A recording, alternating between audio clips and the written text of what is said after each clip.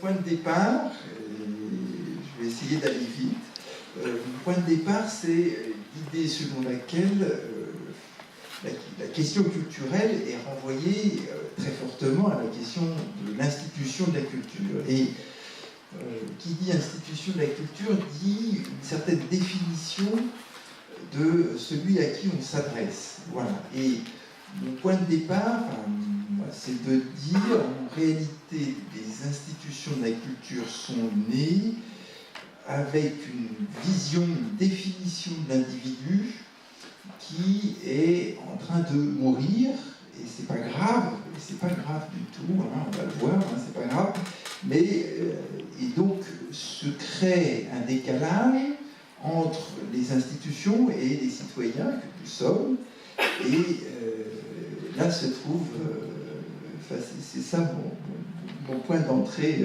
sur la question. Et donc c'est ça que je voudrais essayer de montrer, c'est quelle était cette vision de l'individu, vision fondatrice, on va dire, et puis qu'est-ce qui fait que ça ne marche pas, que ça ne marche plus, qu'est-ce qui a donc changé dans la manière dont nos sociétés définissent les individus, hein, nous-mêmes, et quelles conséquences tirer de cette mutation de l'individu du point de vue des institutions culturelles, et il me semble que c'est voilà, un programme qui devrait nous occuper largement assez longtemps. Donc, mon point de départ, c'est ça. Alors, la vision de l'individu au départ, c'est un individu qu'on va appeler, avec les sociologues, l'individu de la première modernité, l'individu qui est un individu abstrait, hein, un individu qui est défini par son appartenance à la commune humanité, génériquement, hein, l'humanité en général, et cette commune humanité se caractérise par un attachement, une définition autour de grandes valeurs. Hein, la valeur de la raison est absolument essentielle, la valeur de la raison.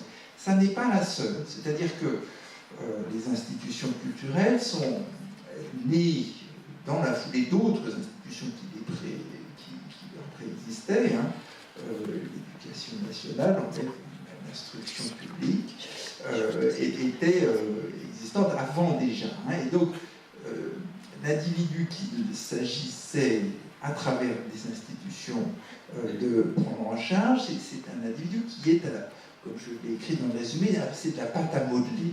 Hein, c'est-à-dire que ce qui compte, c'est qu'on fasse de ces citoyens, puisque ce sont quand même des citoyens, on n'est plus à l'Ancien Régime, hein, donc ils sont citoyens, mais ce qu'il faut en faire, c'est des individus doués de raison, voilà. Et la raison, elle est abstraite, elle est générique, c'est pas spécifique, elle n'est pas singularisante, d'accord? C'est à chacun qu'on doit transmettre la raison, mais qui est quelque chose de général, quelque chose qui appartient au genre, pas spécifique à l'individu. Donc, on lui met la raison, on lui met aussi un peu de nation quand même, parce que pour les guerres ça marche, c'est important. On lui met des grandes valeurs qui sont des entités générales. Bon, cette vision-là de l'individu s'est incarnée dans des institutions. Je suis passé juste avant de venir place de la République. Nous avons la préfecture, en face nous avons le tribunal. Voilà des institutions qui sont issues de cette vision selon laquelle la République prend en charge des affaires qui sont des affaires qui concernent les citoyens, mais qui, le moment venu, modèlent, au sens de la pâte à modeler, les citoyens. Donc, pour les institutions culturelles, je pense qu'on peut considérer ça comme ça, c'est que ces institutions sont nées dans cette mouvance, dans cette filiation d'institutions qui ont une visée de modelage, voilà, de façonnage des individus. Bon, c'est le programme institutionnel, là il faudrait que je fasse une petite bibliographie, mais c'est le programme institutionnel de François Dubay, le déclin des institutions. Donc voilà, alors, ce qui fait que ça ne marche plus, parce que on va aller vite, ce qui fait que ça ne marche plus, c'est que nous avons progressivement cessé de croire à cette image de l'individu et aux valeurs qui étaient associées. D'accord ? La raison, c'est bien, mais voilà, c'est ambivalent. Hein, la raison, c'est aussi la bombe atomique. Voilà. Donc c'est bien, mais voilà. Le progrès, c'est bien, mais c'est aussi la colonisation, etc. Et donc, bon, bref, finalement, c'est pas formidable, oui, oui. L'instruction des enfants, c'est bien, oui, mais enfin, bon, un coup de baguette sur les doigts, c'est déjà un peu moins bien. Donc on a cessé progressivement de croire à ces choses-là, et il ne faut pas regretter. Il n'y avait pas que du bon là-dedans, donc il ne faut pas regretter, c'est comme ça. On a cessé de croire à ça, et c'est substitué à cette vision ancienne de l'individu, une nouvelle vision dans laquelle ce qui compte, c'est la nouvelle définition d'individu dans laquelle la personne est au cœur. Et la personne, pas en tant que membre d'un genre, au sens d'un genre qu'il a défini, non, la personne dans ce qu'elle a de singulier. Dans ce qu'elle a de singulier. Et nous sommes tous, j'entends bien, sensibles à cette question, c'est-à-dire que progressivement, nous avons adopté ce point de vue. Enfin, je prends toujours cet exemple parce qu'il fonctionne bien, d'accord ? Le cadre familial et conjugal est l'illustration de ça. Le taux de divorce chez les retraités n'a fait qu'augmenter. Chez les retraités, vous m'avez bien entendu. Qu'est-ce qui s'est passé ? Qu'est-ce qui s'est passé ? C'est qu'avant, les retraités ne divorçaient pas. Les femmes retraitées supportaient leur mari. Bon, alors maintenant, elles vivent plus longtemps, donc elles se disent, bon, mais oui, mais parce que c'était comme ça, on était mariés, et c'était comme ça, et c'était normal, et il n'y avait pas à imaginer que aujourd'hui, eh ben, il y en a plus qui ne sont pas d'accord avec cette idée, parce que j'en peux plus. J'en peux plus. Je n'en peux plus. Il est trop pénible, il ne m'écoute pas, j'arrive à... Il reste avec ses chaussons, je ne supporte plus. Voilà, c'est je. Voilà. C'est comme ça. Ce qui veut dire quoi ? Ce qui veut dire que l'institution matrimoniale, ici, c'est un exemple comme ça, mais je pourrais vous en donner des cinquantaines, bien sûr, des centaines souvent dit. Alors, l'institution matrimoniale est profondément remise en question parce que chacun revendique dans le cadre conjugal de ne pas disparaître en tant qu'individu, en tant que personne. Voilà. Et ce qui est vrai pour l'institution matrimoniale est vrai pour toutes les institutions. Toutes.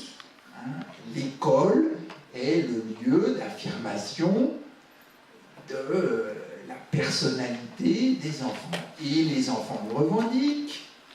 Et les parents, pas tous, mais quand même nombreux, soutiennent leurs enfants d'une certaine façon. Ils trouvent que c'est normal que les enfants aient quelque chose de particulier, qu'ils soient pris en charge de façon particulière et pas comme tout le monde. C'est normal, c'est mon enfant, il est tout seul, il est lui-même, c'est une personne depuis que c'est un bébé, donc c'est normal qu'on le prenne en charge tel qu'il est, et pas seulement tel que l'institution voudrait le fabriquer. Voilà.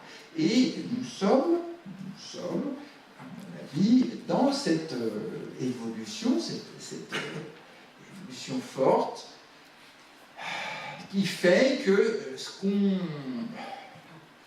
acceptait d'une institution avant, on ne l'accepte plus aujourd'hui. Voilà.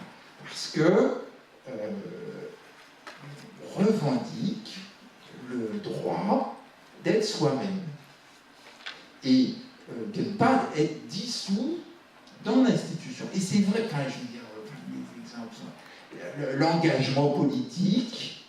D'accord? Vous pouvez être militant, communiste, de 14 ans à la tombe. C'était comme ça, c'était très bien, ou très mal, peu importe, on s'en moque, mais c'était comme ça. C'est très rare aujourd'hui, je pense que. Voilà, et ce qui est. Oui, d'être communiste, d'accord, et même, je veux dire, et même si c'était à la mode, je pense que, voilà, donc, c'est le même problème, c'est la même chose, c'est que on ne veut pas être discours, on ne veut pas être le parti, on ne veut pas être l'incarnation, justement désincarnante du parti. Hein.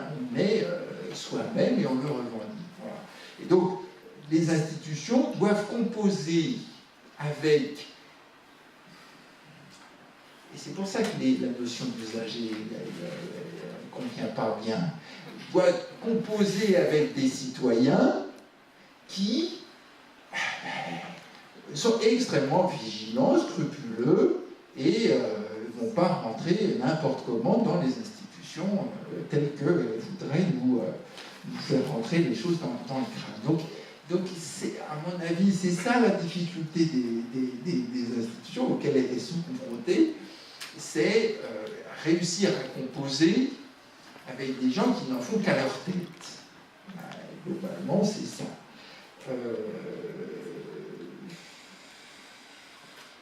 Et alors, qui n'en font qu'à leur tête, mais qui ont énormément besoin d'être reconnus. Et d'être reconnus par les institutions, c'est pour ça qu'il faut, c'est pour ça que c'est paradoxal. Hein, vous avez bien dit, ça ne va pas, oui, c'est vrai, mais ils ont besoin d'être reconnus par des institutions, c'est pour ça qu'il faut qu'il y ait encore des institutions. Et que les statuts ne sont pas morts. D'accord ? Parce que le statut que l'institution confère, c'est déjà quelque chose. C'est déjà le début d'une existence. Voilà. Mais ça n'est pas une reconnaissance singularisante.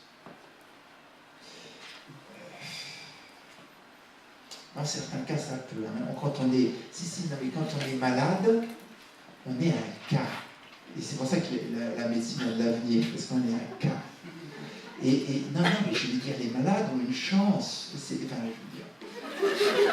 d'être des cas et d'être reconnus. Casos, ça veut dire tomber. Et voilà. Alors bon, donc c'est bien, on va pouvoir parler. Alors, donc nos contemporains, parce que le revers de la médaille, c'est que être soi-même, c'est formidable, mais c'est aussi vertigineux. Voilà. Et donc, je suis qui au fait? Et là où, vu qu'on ne peut plus dire je suis le parti, on ne peut plus dire je suis le porteur de la raison, je ne peux plus dire je suis un Français, voilà, et tout, bien que certains essayent, vous voyez bien. Donc, vu qu'on ne peut plus complètement dire ça, je suis qui? Voilà. Et là, et c'est pour ça que ces appartenances statutaires peuvent avoir un rôle encore, mais bien entendu aussi qu'il y a une revendication de reconnaissance interindividuelle, et la famille et le couple sont le lieu très fortement d'une reconnaissance individuelle. Hein. C'est beaucoup plus qu'avant, je pense, c'est sûr. C'est bon, donc, ils ont besoin de reconnaissance. Donc j'en viens, parce qu'il faut que je donne un petit peu de temps pour ma troisième partie. Donc, comment faire pour les institutions culturelles à partir de cette vision un peu rapide de l'évolution des individus. Et là, bon, la prescription, ça ne peut plus marcher, si vous voulez, puisque les gens, ils vont être d'accord avec vous s'ils le veulent bien. D'accord ? En tant qu'institution, ils veulent bien être d'accord avec vous, mais s'ils veulent bien. Donc, l'idée selon laquelle vous avez raison, parce que vous êtes porteur de l'institution et tout, c'est fini. Il faut oublier, ça marche plus marcher bien. Ça peut marcher si et seulement si vous avez réussi préalablement à établir une relation de confiance avec l'institution et quasiment avec les représentants de l'institution qui légitiment la possibilité d'un conseil, d'une parole. D'accord? C'est comme votre médecin. Les médecins, enfin bon, ça va, oui, ça va, il s'est bien occupé de moi. Voilà, vous l'avez à l'œil, c'est pareil. Donc la prescription, c'est plus possible. C'est plus possible, il faut faire autre chose.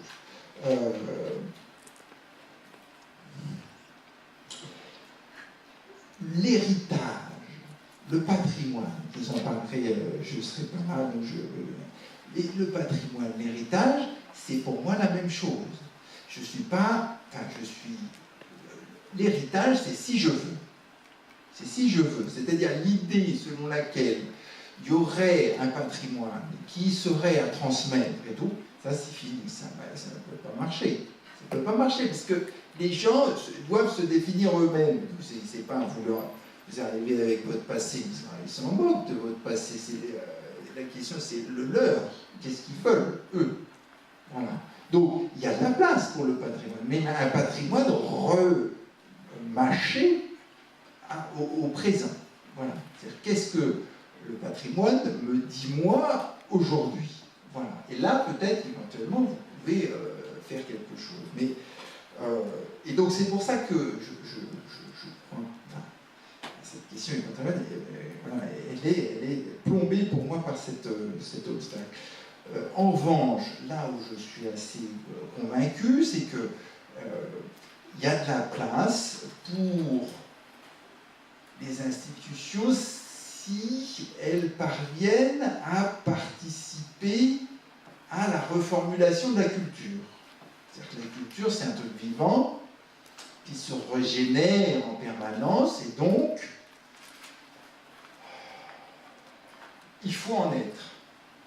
D'accord? Mais c'est-à-dire qu'il faut être dans le mouvement de régénérescence. Et donc ça, je pourrais trouver plein d'exemples sur les bibliothèques, bien entendu, mais les bibliothèques, si elles veulent s'ancrer dans la vie de nos contemporains, sont contraintes, pour moi, de prendre part à la réécriture de la culture telle que c'est aujourd'hui. Donc, c'est pour ça qu'il faut pouvoir accéder à Facebook et aux réseaux sociaux dans les bibliothèques, il faut des jeux vidéo et tout. Ben oui, aussi pour ça. Pourquoi? Mais parce que c'est la réécriture normale de la culture. Et que la culture, c'est pas la poussière, forcément. Voilà. Et donc autre conséquence de ce que j'ai dit, il y a un volet sur construire la communauté. Construire la communauté, si on est contraint de fabriquer son appartenance, parce que c'est ça la vérité, on doit fabriquer son appartenance à partir des autres, à partir de statuts précaires, plus souvent d'ailleurs. Les institutions culturelles doivent participer à cette construction de la communauté. Et elles peuvent le faire à la fois sur des références communes, et c'est là, alors là je pense qu'il y a de la place pour un peu de débat, mais je pense que s'il faut favoriser la diversité culturelle, je suis d'accord avec ça. Je pense aussi que des références communes, c'est bien aussi. C'est-à-dire qu'il ne faut pas il faut pas oublier ce qui rassemble les gens, parce que les gens ont besoin de se rassembler.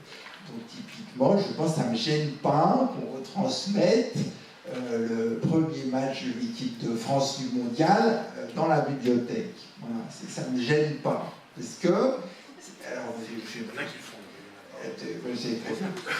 très bien. Donc voilà. Donc, ça ne me gêne pas, on est dans la culture commune. Alors on va dire oui, caricature, j'assume, c'est pas grave, c'est comme ça. Et je ne dis pas que ça doit se résumer à ça, bien entendu, mais je dis qu'il faut aussi ça, des temps pour rassembler les choses. Et c'est important parce que c'est ce qui fait construit la collectivité. Je veux dire,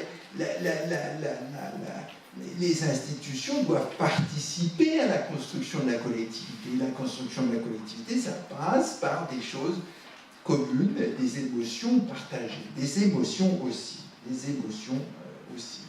Et c'est ce qui fait que la culture, au sens où on entend ordinairement, a toute sa place, c'est qu'elle touche les individus contemporains sur une dimension qui est une dimension valorisée aujourd'hui, les émotions. Hein, la raison c'est bien, les émotions aussi. Hein, et donc, il y a de la place aussi pour ça. Les émotions et le corps. Et le corps, hein, qui est le support par lequel les individus aussi se fabriquent et existent pour eux-mêmes. Donc j'aurais eu d'autres choses à dire sur impliquer la population de cerveau, mais c'est plus habituel. Hein. Donc voilà. Et penser, voilà.